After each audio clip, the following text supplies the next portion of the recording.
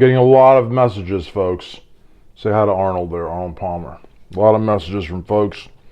A lot of ladies have written in, actually. And writing is not actually a word. The word is written, but I messed up. Sue me. How's it going, everyone? You're watching Sights, Sounds, Flavors here on YouTube, sightsoundsflavors.com. And I'm happy to be here today. And I hope you're happy to be here today as well. I hope that if you're happy and you know it, I want you to give this video a thumbs up. I also want you to subscribe to the channel, ring the bell for notifications. And if you're not too busy, don't got, a lot more going on, leave a comment. A lot of people have been saying that, a lot of women, especially of the estrogen, section of the hall, have been saying that they have gone to see Pierce DeMartini or DeMartini Pierce. I don't know how they're marketing it, but basically they're not impressed. They're not impressed because they're going there for one reason and one reason only, and that reason is not being fulfilled. Excuse me. That reason is not being fulfilled. See, these ladies in waiting, they're going there for Juan Croucier. They want to see Juan do his bass moves on stage. And they want to see the dynamic between Juan and Bobby. They want Bobby back as well. They said that the rhythm section is lacking.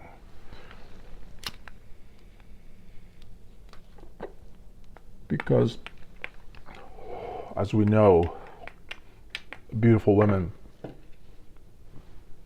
that want to go see 80s rock bands are going for the bass and the drums. We know that.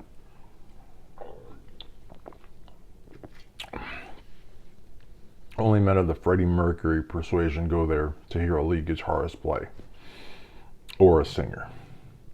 But the women, the beautiful women, the voluptuous, beautiful California blonde women,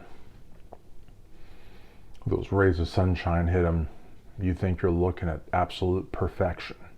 Those ladies, the ones without the mustache, they go to the show to see people like Juan, Bobby. And they're obviously upset. They're obviously upset. They're going there. They're hoping to have a good time. You know what I mean? They bring their keys, a rubber maybe, and maybe some lipstick.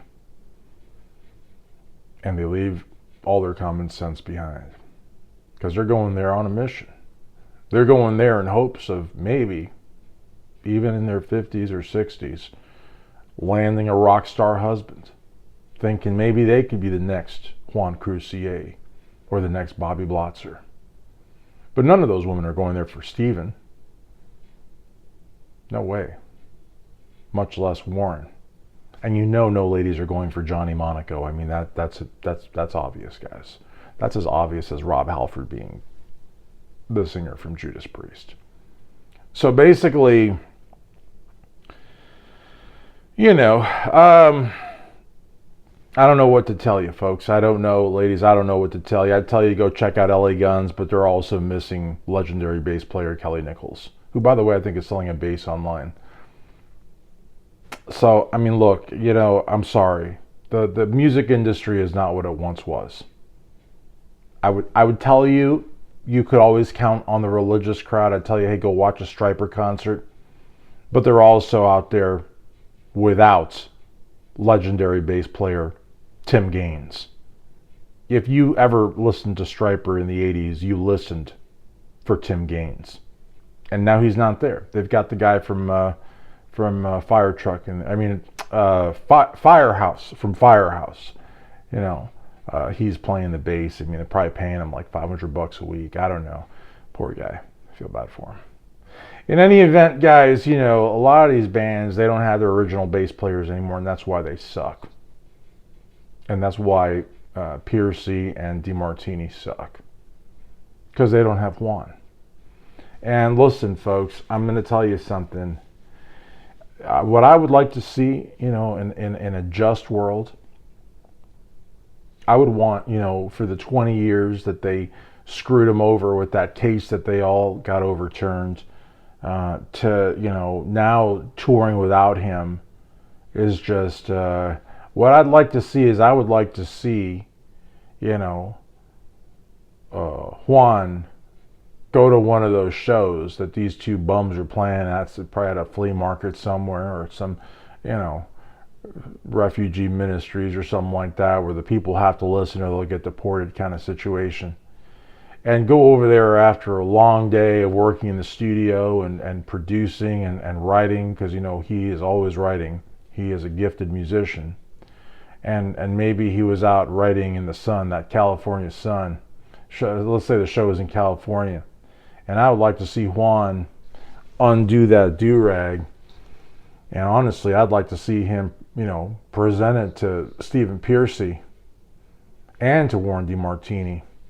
And kind of like in a very Spinal Tap, smell the glove kind of thing, where the women were, originally, Nigel Tufnell thought the women would be forced to smell it, but the glove, that is. But I think that that Juan, should undo that do-rag from his head that has been there all day, and really say, like I think he should force these guys to, huff on that do-rag. Because honestly, like really, because most people, like I don't know if Juan shampoos his head or not, but that do-rag, that would be, I think, the kind of revenge that a lot of us fans would want to see. I know those hot women would want to see that, but that go to see Ratt for Juan.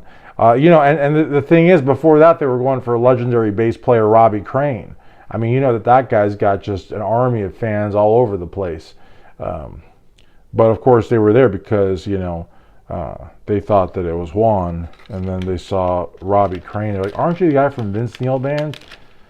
Don't you know you shouldn't park that old pickup truck in front of Vince's house? There goes the neighborhood. But anyways, the reality of the matter is, though, folks, is that, these Ratt fans, they're heartbroken, But I would like to see, I would like to see Bobby. I understand that people like, maybe Warren or Steven are still butthurt with Bobby because he took the name out without them. But, you really should try to mend fences. You guys aren't going to be around much longer. 30 years maybe maximum, And the thing is, you want to make sure that you try to make things right with Bobby, but you got to make things right with Ratt because, Ratt is the band. You got to put all your personal grievances and bullshit aside, and you got to do what's right for Ratt and roll. You know what I mean? And so that's why I think that you guys need to bring back Juan. And while you're at it, bring back legendary rhythm guitar player Carlos Cavazo. He'll never fill in the shoes of Robin Crosby, who you all could have toured with in the 90s, but you didn't want to. And you don't say that on your VH1 special. But in any event, because that guitar clip that he played for Juan was pretty good. It was better than Ace and Peter when they came back to Kiss. Those guys couldn't even walk straight. So you guys could have prepared Robin, but you didn't. So whatever. But the point is that, Carlos cannot replace Warren, but, for now it would be okay. And, but really, honestly, you guys are not Jimmy Page and Robert Plant. Quit touring without the really cool members of, I almost said tough, they're not cool, of Ratt, like Juan and Bobby.